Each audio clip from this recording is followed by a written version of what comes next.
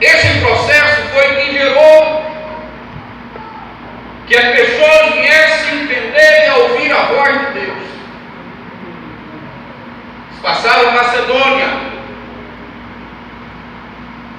chegando na cidade, havia uma menina, uma jovem, que tinha um espírito de adivinhação. E lá tinha homens que lucravam com aquilo. Pois você sabe que o ser humano, ele sempre tende a querer saber do seu futuro, do que vai acontecer. E quem não lucra com isso? Disse, o que é que vai acontecer comigo daqui a 10 dias? Daqui a um ano? O que eu vou ser? Mas os homens de Deus chegaram naquele lugar e aquela criança, aquela jovem, ficavam correndo atrás deles, dizendo que eles eram homens de Deus. Adivinharam, mas era o espírito imundo que falava na boca dela. E Paulo repreendeu aquele espírito pelo poder do Espírito Santo de Deus. Mas os homens que lucravam não gostou, então encaminhou Paulo e Silas às autoridades, apresentou eles às autoridades e eles foram julgados. E toda a multidão viu, estava lá no momento. Nós vemos hoje como é na sociedade quando alguma pessoa faz uma coisa que chama a atenção da multidão. Eu creio que agora a multidão ficou analisando. Esses homens agora vão ser condenados porque era normal. Porque quando envolve religião, cada quem tem a sua opinião. Mas aqui havia uma característica de Jesus Cristo. O personagem central aqui era Jesus Cristo, não era nem Paulo e nem Silas. Hoje nós vemos características de muitas religiões, cada quem com seu Deus, e cada quem defende a sua opinião, não há razão. E eles foram levados ao cárcere, entregues na mão do carcereiro. Veja o que Deus faz para poder entrar na vida do carcereiro e da sua família. E até que ele analisava como os outros presos, a Bíblia diz e nos mostra que eles cantavam. E os outros presos não ouviam o que eles estavam cantando, eles cantavam e oravam, louvando a Deus. Mas quem é que faz isso? Porque uma pessoa quando vai presa, o que acontece na vida dele? Ou ele cria mais rancor no coração com aquele desejo de sair para eliminar, executar quem colocou ele na cadeia, ou então ele entra em depressão, ou então ele entristece totalmente, fica lá entristecido, sem ânimo, sem coragem, sem capacidade para amar. Seria estranho. Mas eles viram ali dois homens presos, amarrados com bilhões, com corpos, com correntes, mas mesmo assim oravam e cantavam o nome do Senhor. Muitas vezes processos da nossa vida aderente a esse sentido do que a palavra nos mostra que aconteceu com Paulo e Silas, está acontecendo conosco dentro de casa para mostrar o milagre de Deus para a nossa família e através do milagre Deus salvar a nossa família como salvou o carcereiro e a sua família. São processos na nossa vida, dentro de casa, na turbulência. E o mais importante é que eles cantavam e orava. O que a Bíblia está nos ensinando? Que é o que nós devemos fazer no processo a qual estamos passando neste momento. Cantar e louvar o nome do Senhor, que Deus já está trabalhando, já está chegando meia-noite. O louvor está sendo ouvido até o trono de Deus. Daqui a pouco ele vai começar a balançar o alicerce. E você não vai imaginar o porquê que tudo está balançando. Está acontecendo alguma coisa diferente. É Deus trabalhando dentro da tua casa e mostrando que Ele é Deus e o poder é dele. E Ele trabalha na tua vida da forma que Ele quer, não como você pediu. Ou você imagina que Ele vai trabalhar na tua vida, na tua família, na tua casa. É por isso que eu gosto de Deus. Aleluia, porque Ele tem feito grandes coisas por mim, por isso eu estou alegre. Aleluia. E a Bíblia diz: o que vai me tirar do amor de Deus será a perseguição, será a angústia, será a nudez, será o perigo, será a espada. O que vai te separar do amor de Deus? O que vai te separar da comunhão com o Senhor? Eles estavam presos. Aí você imagina, eu estou preso em algo que está me atrapalhando, que não está deixando desenvolver o evangelismo na minha casa. Aí muitas vezes as pessoas querem pregar e dizer: você vai para o inferno. Ei, você está condenado, olha, isso que você está fazendo está errado. Eu gosto de dizer muito isso, e não me canso de dizer, que o sábio Salomão, ele disse em suas palavras, ele disse: a testemunha verdadeira livra almas. Quando eu paro para pensar nas palavras do sábio Salomão, aí eu analiso. A testemunha verdadeira livra alma. Então muitas vezes não estamos ganhando alma, é porque não estamos dando um bom testemunho.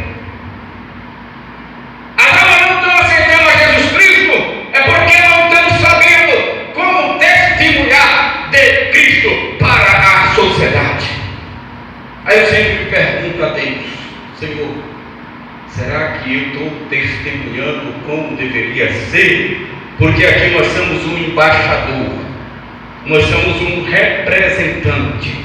Aqui você não está representando um pastor, não o prefeito, nem o vereador, nem o presidente, nem o governador. Você aqui está representando a maior excelência da terra, chamada Jesus Cristo de Nazaré. Você é o representante dele aqui na terra. Mas eu sou tão pequenino, ele escolhe os pequeninos mesmo, porque ele escolheu os pequenos para confundir os grandes. É assim que Deus faz na vida do ser humano. E ele escolheu foi exatamente você para poder representar ele aqui na terra. Agora eu pergunto: será que se eu estou representando a ele como deveria realmente representar e ter o papel de representante de Cristo aqui na terra? Então é importante a gente nos perguntarmos. Eu primeiro me pergunto. Eu não vou dizer: você está representando? Não.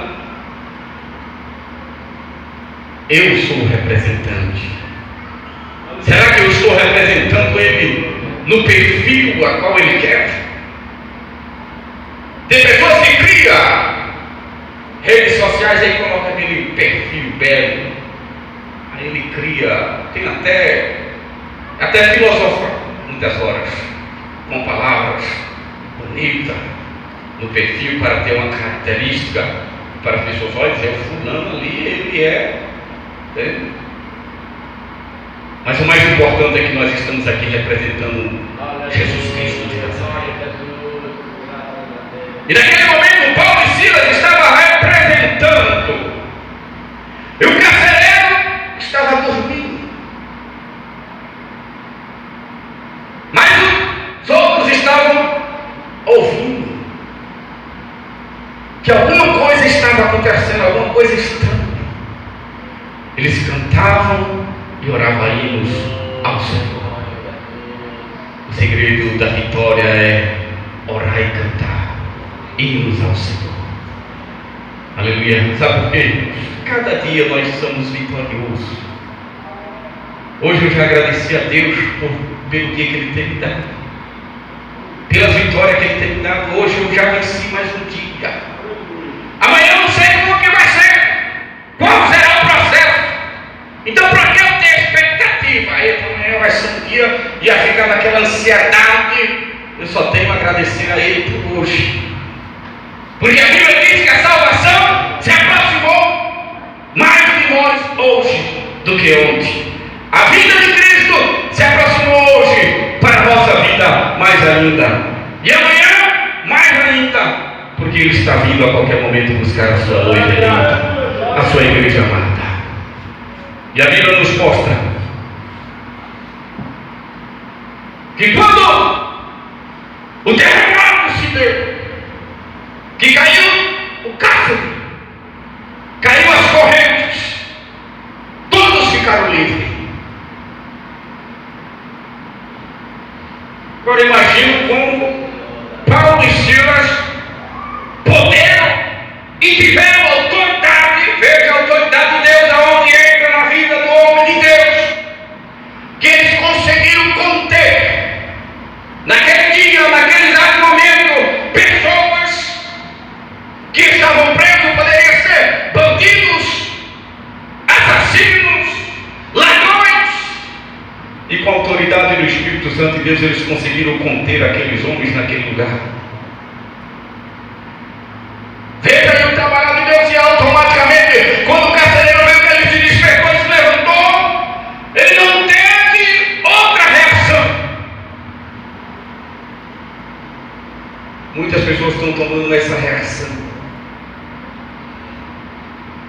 e estão executando na sua vida.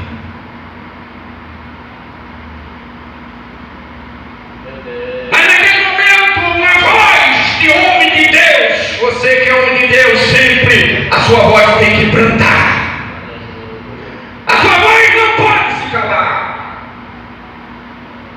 Muitas pessoas estão tentando tirar a vida quando vê algo acontecer, que ele diz: não tem mais gente agora, fugiram todos, eu estou condenado à morte, então vou me matar logo.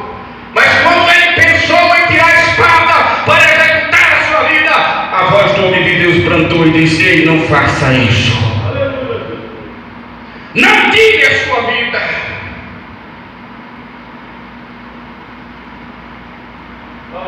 O milagre está acontecendo, mas quando o milagre acontecer, vai ter alguém que está dormindo. E quando ele está dormindo, que acorda, as pessoas acordam atordoadas, sem sentido, sem rumo. E quando vê isso acontecer, ele se desespera. Ei, eles estão ao teu redor. Ei, eles podem ser um membro da tua família. O milagre de Deus está vindo na tua vida, porque Deus está ouvindo o teu louvor e as tuas orações, a qual você está clamando a Ele, e Ele vai entrar com providência.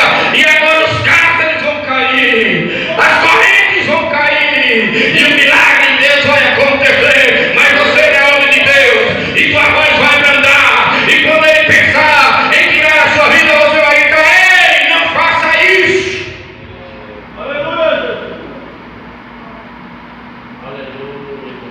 Aleluia. A igreja está me entendendo ou estou falando difícil? A igreja de Cristo, a noiva do Senhor, está me entendendo ou estou falando difícil? Aleluia. Veja o agir de Deus e o mover do Senhor quando o homem se coloca na posição, mesmo estando na prisão, mesmo estando em dificuldade. Eles só imaginaram em cantar e em buscar ao Senhor em oração. Isso está difícil, mas o louvor não dá mais jeito, não dá sim. A oração não dá, já estou orando, já estou cansado de orar, de pedir oração no sentido de oração, orar, jejuar, consagrar, mas ainda é pouco. O Senhor é contigo, e no momento certo, na hora certa, exata de Deus, o milagre vai acontecer, e tu vai ver que é a mão de Deus. É porque você tem tentado resolver do seu jeito e com os seus ações, as suas ações, mas Deus está dizendo: ei, é da minha forma, e é do jeito que eu quero, e eu vou mostrar a você que eu sou Deus, e todos que estão ao teu redor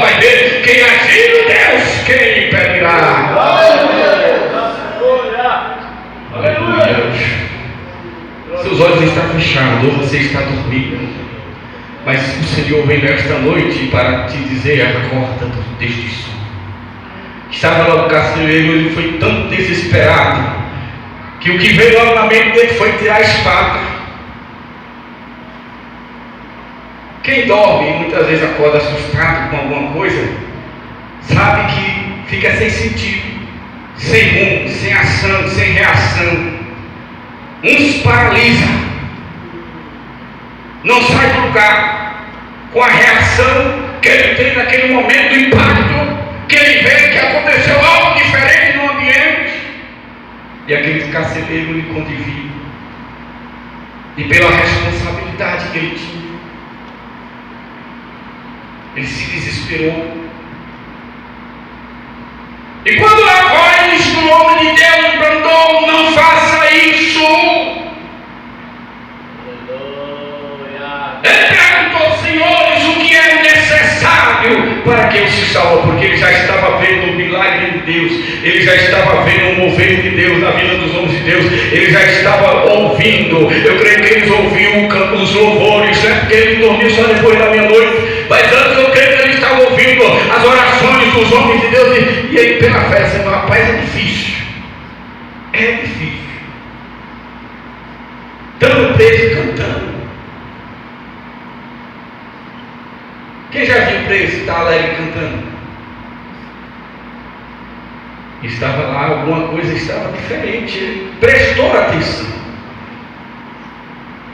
E quando ele viu, se esses homens conter,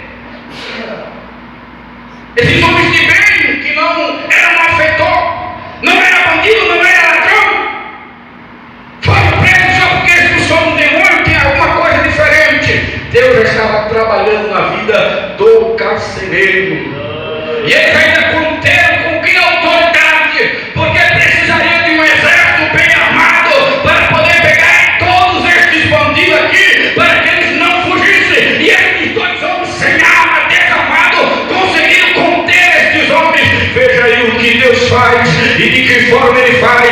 Você está com os olhos vendados, Deus vai te dar autoridade que você não vai precisar de exército nenhum para conter este problema que está acontecendo, que você diz é difícil. Precisa de um exército, de um soldado, para poder me dar autoridade, para poder eu realmente ter a chance e a oportunidade de deter estes malfeitores aqui. Mas o nome de Jesus Cristo, a qual reina na vida da igreja de Cristo, nesta noite tem esta autoridade para lhe dar o poder de conter pelo poder do Espírito de Deus, e Ele está aqui para te dar esta autoridade. Glória a Deus. Aleluia. É importantíssimo a entender esta realidade. E a Bíblia nos mostra agora que o homem de Deus diz: se crer no Senhor Jesus Cristo, será salvo, tu e tua casa. Aleluia. Mas você diz: eu creio tanto, e por que ainda minha família não está toda salva? Aleluia. Creio no Senhor Jesus Cristo e será salvo em tua casa. Mas eu pergunto: realmente estamos fazendo por onde que os nossos se salvam? Estamos fazendo por onde eles aceitem Jesus Cristo como Salvador da nossa vida? Estamos fazendo por onde eles possam realmente vir aos pés de Cristo? Estamos pregando para eles corretamente, guiado pelo Espírito de Deus? Estamos falando para eles corretamente como é a vida de um cidadão dos céus? Estamos realmente mostrando a eles o que é importante aqui na terra, que é, além de tudo, a nossa vida é a nossa salvação em Jesus Cristo? Ou estamos mostrando para eles que os bens materiais é mais importante do que buscar a Deus? Ou estamos mostrando para eles que estar com os amigos passeando é mais importante do que estar na casa do Senhor? O salmista lhe disse: alegrei-me quando me disseram, vamos à casa do Senhor. É uma alegria muito imensa, grande para o cristão em Jesus Cristo, quando ele está com essa alegria ir à casa de Deus. Aleluia. Mas agora imagine. Agora imagine. Olhe para cá e escute. Que o mais importante na vida do crente, além da salvação, é a família. Mas temos um retrato muito grande hoje na sociedade, e principalmente nas igrejas. Para que vocês possam imaginar, quem mais presta atenção nos cultos são as crianças. Você sabia disso? As crianças, elas conversam, mas elas prestam atenção em tudo. Vocês estão enganados. São as crianças que sabem e observam tudo na igreja. Muitas vezes o crente vem para o culto, e quando termina o culto, ela vai embora. Aí começa a dizer: olha, tu viu, o pregador errou. E a criança está dizendo: olha, eu ouvi a pregação do pregador e meu pai agora está falando mal do pregador. Daqui a pouco a criança cresce, perde o desejo de ir para a igreja. Por quê? Porque o povo, em vez de vir para a igreja buscar a Deus, ele veio observar o que estava acontecendo na igreja. E a criança observando tudo, vendo tudo. Daqui a pouco ela perde o desejo de ir para a igreja, se transformou em adolescente. Mas por que não quer ir mais para a igreja? Eu disse: para quê? Quando o pastor prega, meu pai fala mal, minha mãe fala mal. Quando o cantor canta, se errar, todo mundo olha o defeito. A criança olha tudo. E a criança, principalmente, que vem para a escola dominical, que ele sabe as histórias da Bíblia, que conhece as histórias da Bíblia. Aí quando vem para cá, que você quer pregar totalmente do que está realmente ligado na Bíblia ou fora da Bíblia, aí ele vai dizer: aquele pregador ali saiu da fora da Bíblia. Então, meus amados, a futura geração que estaria nessa igreja, que vai estar nesta igreja, não vamos dizer estaria, porque vai estar nesta igreja, precisa ser mais observada,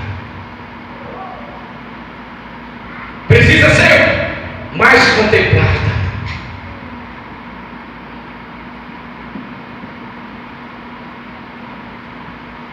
Ser mais cuidada, zelada.